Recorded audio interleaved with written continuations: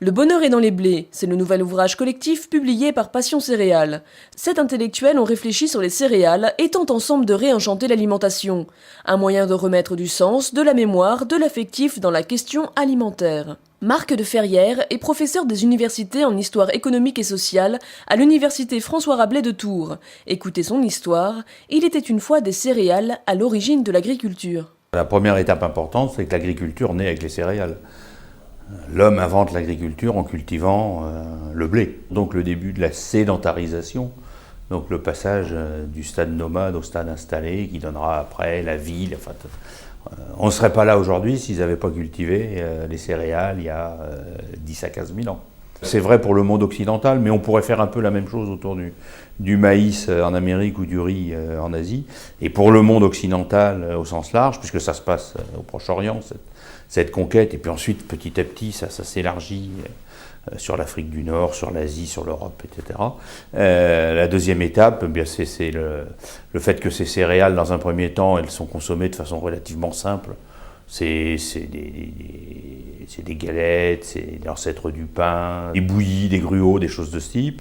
Et puis alors ensuite, c'est la conquête progressive de la cuisine, c'est-à-dire que ces céréales, on va les transformer, on va apprendre à en faire des choses plus élaborées, plus complexes. On va aussi, c'est toute l'histoire de l'agriculture, les sélectionner pour avoir de meilleurs rendements, mais aussi pour avoir progressivement des variétés de céréales, et donc des céréales qui vont se spécialiser, qui vont s'adapter aux zones où elles sont cultivées et qui vont donner des cultures différentes. La différence, l'Europe du blé dur, l'Europe du blé tendre, l'orge et l'avoine qui ont des usages différents, etc., etc. La démarche technologique, elle est inscrite dans l'évolution de ces produits-là. Il est évident que dans 50 ans, on mangera sans doute pas les mêmes espèces de blé que ceux qu'on mangeait il y a 50 ans. Dans le cas français, ce qui est intéressant, c'est qu'on a utilisé les céréales, en particulier dans un premier temps essentiellement avec le pain, au moins depuis le Moyen-Âge, et dans le cas français toujours, avec un pain qui est un pain levé. C'est la différence avec ce qu'on trouve au Proche-Orient, par exemple, on fait des pains sans levain. Le pain est devenu l'élément central du repas. D'abord parce que les paysans souvent mangeaient essentiellement ça, la viande était rare et chère, donc ils mangeaient du pain sous des formes diverses et variées, et puis dans toutes les classes sociales, le pain accompagne, on a pris l'habitude d'avoir le pain qui accompagne le repas, et ça a duré jusqu'à nos jours inclus. C'est toujours vrai. En France, on ne sait pas faire un repas sans pain, encore au XXIe siècle. La panique du paysan ou du citadin jusqu'au milieu du XIXe, c'était de manquer de céréales. L'enjeu jusqu'au XXe, c'est de se nourrir. Aujourd'hui, on est dans une société où on nous parle tout le temps de trop manger, d'obésité, etc. Mais on oublie complètement qu'il y a encore 50 ans, le problème était de savoir est-ce qu'on allait manger à sa faim.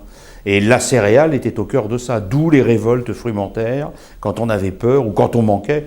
La Révolution française est déclenchée parce qu'il y a une mauvaise récolte de céréales. Dans les années 60, oui, ça c'est la révolution agricole. Cette révolution agricole, elle est symbolisée par le fait de pouvoir d'abord devenir autosuffisant. C'est le rêve des paysans et des décideurs français depuis toujours.